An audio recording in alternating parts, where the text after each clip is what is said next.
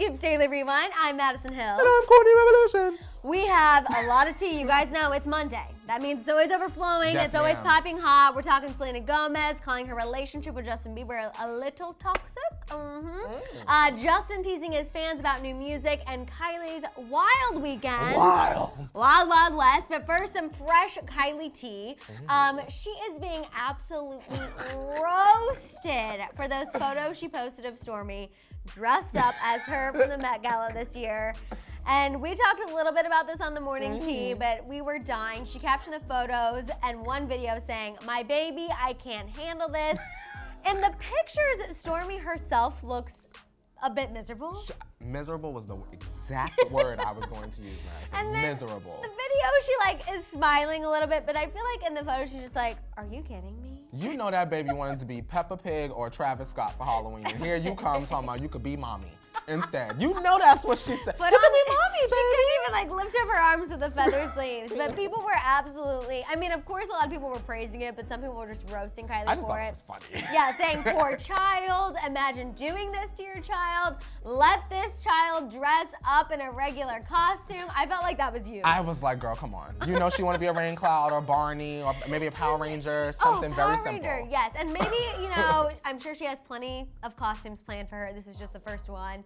But I just thought it was hilarious. And wow, nothing says I love myself like making your child dress up as you for Halloween. I guess we Kylie, gotta stand confidence. You know what I mean? And you know what? Stormi will always have those pictures for the rest of her. And the wig. Stormi's prom, Kylie gonna take all Pull the pictures. that out, pull that Pull that out. Kylie also had a wild weekend. She had a night out on Saturday that was tequila shots with Sophia Richie. They went to the J Balvin concert. Corey Gamble was also there with the girls. We concluded this morning that it was security detail. I'm thinking. Undercover. No Chris, it's gotta be security. But then also security who gets to have a couple tequila shots here and there too. He might and taking want a to cha-cha with J Balvin too. I get it. He might, I get it. Hit a little He senorita puts on moment. some bops. I get it. Then she went home and changed into her Madonna costume. She went for the 2003 MTV VMAs Madonna. Stassi, her bestie, was Britney. They even shared a kiss, just like the infamous VMA moment. Did you gasp? I was your kind of reaction was more like, Justin? I was kind of just like, ah. Is that all? First I was like, what are they? And then I had to really go through and I was like, oh, okay, she's Madonna. What are they? Well, it was kind of blurry and Kylie was just dropping it down and then Stassi obviously was just like dressed up in lingerie. So I'm like, what are we doing Give here? it a little coyote ugly. It's like, is this 50 Shades? Am I not catching on? What's going on? But then obviously I was like, Madison. Of course. Relax, of course. Madonna and Brit. Madonna and Britney, 2003. Blonde moment. Okay, let's move on and talk about Justin Bieber. Because everyone is talking about this. Of course. He is teasing or trolling fans, regardless of how you want to look at it. I think you could look at it both ways. About new music. He said if this post gets 20 million likes, Justin Bieber, speaking of himself in the third person, or will release an album before Christmas. Do you think, Madison, this is a real honest question, do you think that he saw that post somewhere by a fan and just screen grabbed it, snatched it for himself and posted it? I don't know, because right before that, he posted the R&Bieber with like the dots, like the side eye, and then the camera. So I was like, I don't know. And then this one followed, and he captioned it saying, "Share it, like it, post in your story. I gotta see the demand." Which I'm like, how do you not know that you have demand? But whatever.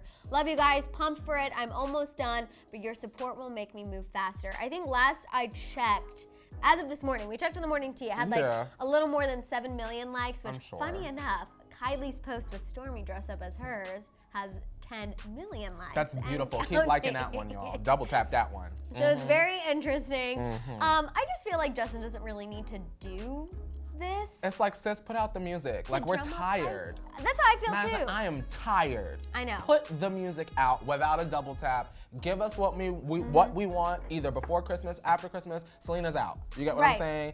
We're not changing. The song is great. It's charting. You're gonna do the same. You're gonna do great and chart and probably be #1. Just give the girls and boys and people of the world what they want. No, I completely agree. And I think him posting this after Selena released her 2 songs feels just a little, like, I don't love it. Again, it's putting a bad taste in my mouth, and unfortunately, I feel like Justin's behavior outside of music I don't want him to do anything else because it's starting to pollute my brain for when the music does come. Like kind of trolling your fans with this post and being like, if you like it, then maybe I'll give it. Like, we even posed the question on the morning tea for believers, and you guys can answer this too. Of course. You know, obviously you're excited, you want the music, but when you see that, how does that make you feel? Because it kind of makes me feel like, yes, I want to give it a double tap so we can just get new music, but I'm also like, why should I have to do that? You know you're famous, you know you're gonna kill it.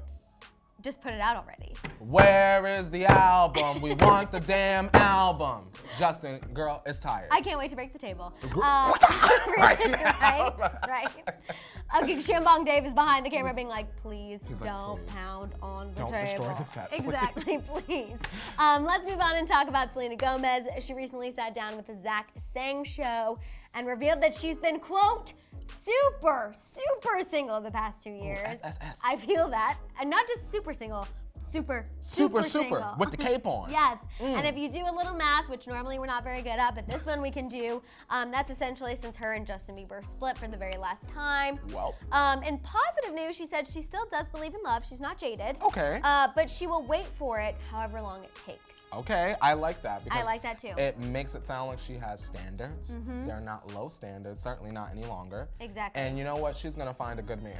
I also think it's a good message for her young fans, especially young women. I know, you know, when you're in middle school, high school, college, even my age now that a lot of my friends are getting married, you can start to wanna lower the standards. Just find love really quick, find it as quick as you can. And I feel like that's such a good message to put out to people that's like, when it's your time, it will be your time. Exactly. And if it's worth the wait, it'll be worth the wait. For sure, she knows she doesn't want it to be like her past experiences. Keyword past. Past. Potentially, most likely, speaking about the Biebs. She described it as being, quote, a little toxic. Her past relationship, she went on to say, quote, you have this codependency that you think is love, and then you have this addiction to the passion and the frustration with each other that you think, oh, that's love, or this fighting or doing all this stuff, oh, that's love.